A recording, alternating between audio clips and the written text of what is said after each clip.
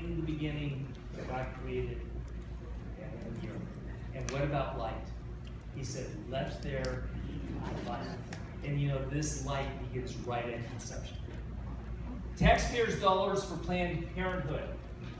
Hillary Clinton says, yes, expand it. Donald Trump says he doesn't have a problem with that for Planned Parenthood, but no money if they're doing abortion. Partial birth abortion. Hillary Clinton, yes. Donald Trump, no. What is partial birth abortion? This is something that the Supreme Court, this shows you the importance of the Supreme Court. At one point, Supreme Court decision was, you have to have abortion. And then the Supreme Court said, okay, we'll limit abortion on partial birth abortion if the state decides. So some states have said they'll limit partial birth abortion in the last trimester. And basically what it is, you know, if a baby is born out of the womb and they kill the baby, it's what? Murder. It's infanticide. Well, to stop from that happening, what they do is they take the baby partially out, suck out the brain, and that's it. So that's why so many, even those who are for abortion, so many are for banning partial birth abortion. Next. In Israel, support for Israel, both Hillary and Donald support Israel. Now, the embassy is one of the issues of differentiation. Most embassies are in the capital, but where is the U.S. embassy in Israel? It's Tel Aviv. It's not in Jerusalem. Hillary wants to keep it in Tel Aviv. Donald wants to move it to Jerusalem. Support of Netanyahu's address to Congress. When Netanyahu came here to warn us about the Iranian deal, he addressed Congress. Some people opposed him coming and addressing Congress. Hillary was against him coming. Donald Trump was for him coming. Next. On Obamacare, Hillary wants to keep it and improve on it. Donald Trump wants to repeal most of Obamacare. Educational choice, where parents can take their kids to a charter school, private school, Christian school, homeschool. Hillary is against educational choice. Donald Trump is for it. Allowing Muslim refugees into the U.S. Hillary says yes. She wants to expand it. Donald Trump says no. Next. More gun controls. In general, Hillary, yes. In general, Donald Trump, no. Hillary probably surprised people by one of the most novel ways of controlling guns. You may have heard. So if you get a crazy person who shoots somebody, that she wants to have it so people can sue the gun manufacturer. Now, criminal justice reform is really a critical issue. Now, I look around at this church and who came here. I don't see too many millennials, which is sad. But I also see mainly a white audience, not a multicultural audience, right? Now, we were, like some of the churches I go to that are more multicultural, those who are Hispanic, especially those who are black, they know what is meant by criminal justice, because there's a feeling that the law's been tilted against them because so many young people have gotten felonies and gone into jail, and then in jail they're trained to be mean and brutal and horrible, and they come out mean and brutal and horrible, and those who escape that, they can't get a job because they have a felony on their record. And so the whole thing with criminal justice reform is such a difficult issue. What does it mean? What's it look like? How do we make sure we punish properly and don't release people who will be bad for society, who may have gotten a felony but shouldn't have? Well, Donald hasn't taken much of a position on it. Hillary wants to really change the laws for the criminal justice reform. Balanced budget plan, Hillary no, Donald Trump yes. Next. Increased taxes on the middle and especially the upper income, Hillary yes, Donald Trump no, except for hedge funds. Increased regulations in general, Hillary yes, Donald Trump no. lower capital gains tax. Hillary Clinton doesn't want to do that. Donald Trump wants to move it down to 15%, and he says yes. Next. Minimum wage. Hillary wants to go to $12 an hour. Donald Trump says no. He wants to have it at the state level. College tuition, make colleges more affordable without loans, and she just came out more for free college. Reduce interest rates on college loans for Donald. Job creation, provide incentives for creating jobs at home. Donald Trump says repeal Obamacare and reduce taxes and regulations. Immigration, build a wall. Hillary, no. Donald Trump, yes. Immigration policy on amnesty. Hillary, yes. Donald Trump, no. Next. Whew! That gives you an overview of the presidency. And so you have to decide. You can vote for a third party. You can vote for Hillary or Donald or leave it blank. But leaving it blank is really basically or voting for a third party is really basically letting other people cast their ballot and not you. Candidate ratings. So then we take a look at two issues. Social liberal Christian worldview versus a conservative Christian worldview. So if you know Jim Wallace of Sojourns Magazine and some of these liberal, progressive Christian groups, you would want somebody more on that side with a lower rating. If you like more of a conservative Christian worldview, you want a higher rating. And then on the small government versus big government, if you like more government involvement and bigger government, you're going to want a lower rating.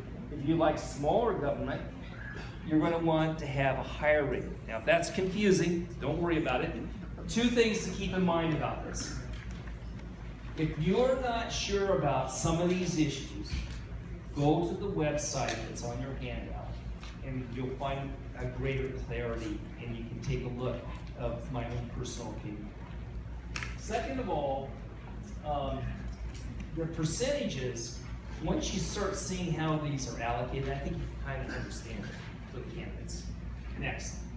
So now, we'll start with President. Hillary Clinton, she has a bigger government of 86%. Trump has a bigger government of 35%. Clinton has a smaller government of 14%. Trump a smaller government of 65%. Clinton has a liberal secular Christian worldview of 89. Trump has a liberal secular worldview of 28. And Clinton has a conservative Christian worldview of 11%. Trump has a conservative Christian worldview of 72. So there is a significant contrast between big government and small government, and being liberal on social conservative social Christian worldview and a conservative Christian worldview. Next. U.S. Senate. You're voting for a very important race, U.S. Senate. And on this ballot, there are, because of the new law that was passed a few years back, the top two vote getters in June are the two running against each other. And it happens this time, both of them are Democrats. And Loretta Sanchez is a liberal congresswoman. She's pro-abortion, pro-gay marriage, and against religious liberty acts. She has been a supporter of Israel. She is running against Kamala Harris, who's the Attorney General. Now, Kamala Harris is interesting because most people think that if she becomes a U.S. Senator, she will probably run for president in a few years. And she's also a good candidate for becoming a Supreme Court judge. Now, Kamala Harris has tried to make two issues pretty famous. One is her going after issues involving gun owners. And the other one is, do you remember that movie that was done about Planned Parenthood, where they did an undercover movie and they sold Planned Parenthood selling body parts? Well, she was the one who went after the producer, raided with law enforcement the guy's house, took all of his food, and he many months of court. Brad, what was the outcome of the trying to silence that producer with the Attorney General? Well, he tried to go after his privacy rights, and in the end, he prevailed. Okay, so he's still under threat, but he did prevail where the judge threw out her case. So she's pro-abortion, pro-gay marriage. She has opposed religious freedom laws. Harris has a big government of 93%. Sanchez, big government of 86%. On a Christian worldview, Harris has 96% liberal secular worldview. Sanchez has a 91%. There's not much difference between the two candidates. Next. Kamala Harris has the endorsement of Planned Parenthood, California Teachers Association, SEIU, and the California Democratic Party. Loretta Sanchez, a lot of Democratic congresswomen and congressmen and assemblymen.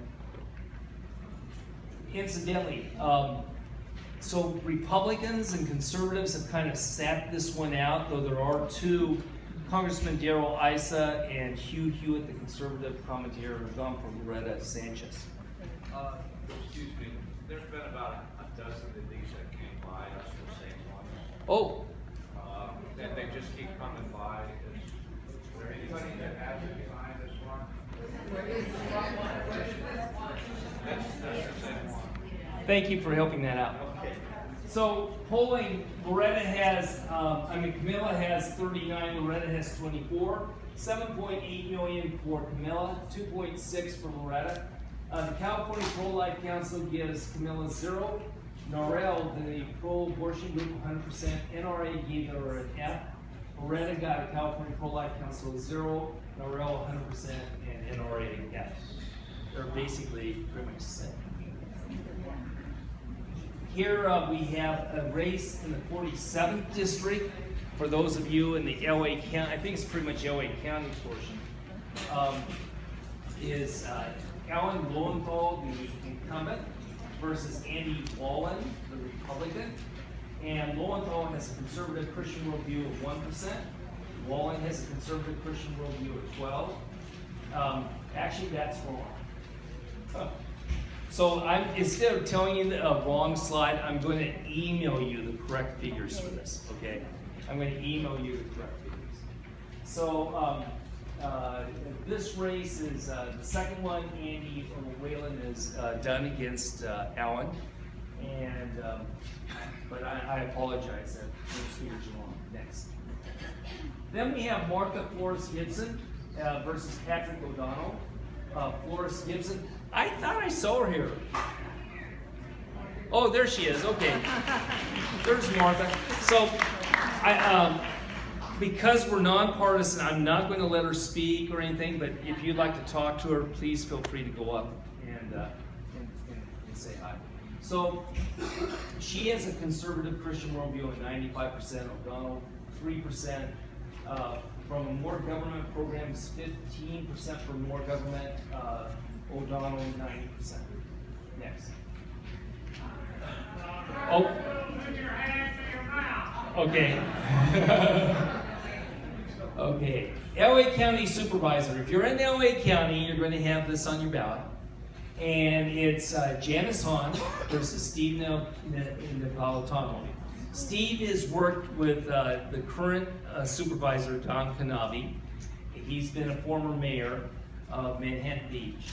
Janice Hahn's been an LA councilwoman and a congresswoman, and she is now running for supervisor.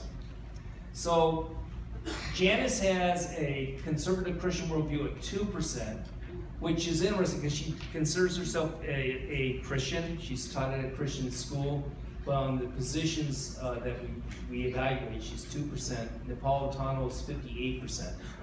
On more government program, Hahn has 88%. Napolitano has 24%. Next.